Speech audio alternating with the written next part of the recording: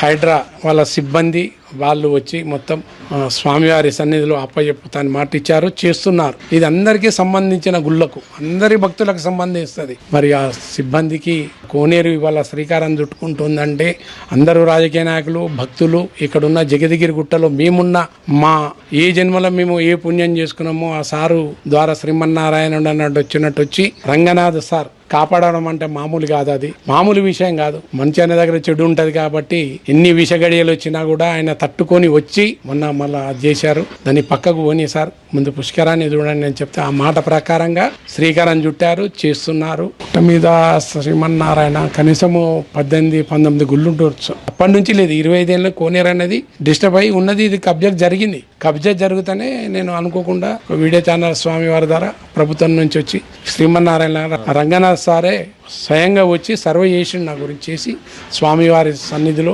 లక్ష్మీ వెంకటేశ్వర స్వామివారి దయతో పుష్కరాన్ని కాపాడుతున్నాడు, కాపాడిండు. ఇప్పుడు అది అందరికి సంబంధించినది కాబట్టి భక్తికి సంబంధించింది అన్ని గుళ్లకు స్వామివారికి ఏర్పడుతుంది.